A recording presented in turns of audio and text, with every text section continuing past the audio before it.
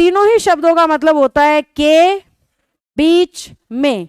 फर्क यह है कि बिटवीन बात करता है कितने के बीच में, जबकि अमंग और मंगस्ट बात करते हैं दो से। तो हमारे बच्चे को जब भी बिटवीन लगाना है सिर्फ इतना ही चेक करना है कि बात होनी चाहिए कितने की, दो की। जैसे ही वो 3 लिख दे, 5 लिख दे, 10 लिख दे, ऑल लिख दे, मैनी लिख दे, फ्यू लिख दे, आपका आंसर क्या हो जाएगा, अमंग हो जाएगा। लेकिन अब झगड़ा ये है कि दोनों ही बराबर हैं, अमंग हो या मंगस्ट हो, दोनों दो से ज्यादा को दिखाते हैं और दोनों का ही मतलब है के बीच में, यानी इन दोनों में से चुनना पड़ेगा। तो कैसे चुनोगे, ध्यान देना बोर्ड पे, मंगस्ट सिर्फ वॉवल्स के पहले इस्तेमाल होता है, बाकी हर जगह आप अमंग लगाओगे।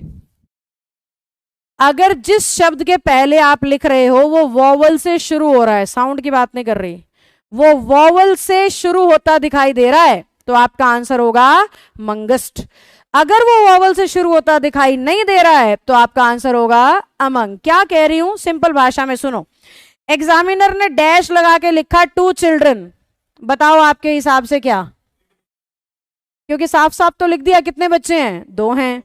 अब उसने डैश लगा के द चिल्ड्रन लिख दिया, अब बताओ क्या लगाओगे, अमंग, क्योंकि ये जो टी है ना ये वॉवल नहीं है, वॉवल मैंने लिख दिया 5 ही होते हैं, ए ई आई ओ यू।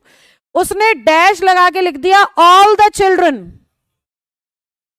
मेरे ख्याल से आपको मेरी बात समझ आ जानी चाहिए। यहां पे आंसर है मंगस्ट, यहां पे आंसर है बिटवीन और यहां पे आंसर है अमंग। ये सिखाया है मैंने तुम्हें, तो अपने पेपर में ध्यान से वेरीफाई करना है। अगर क्लियरली 2 दिख रहे हैं तो आंसर बिटवीन होगा, चाहे वो 2 टीम ही क्यों ना हो। बच्चे इसमें एक कंफ्यूजन बहुत करते हैं, इंडिया पाकिस्तान टीम है वो, चाहे उसमें 12-12 हैं पर हैं कितने, 2 टीम कंसिडर होंगे, ना कि आप उनको 24 समझ के और अमंग लगा दोगे, नहीं ऐसा नहीं होगा।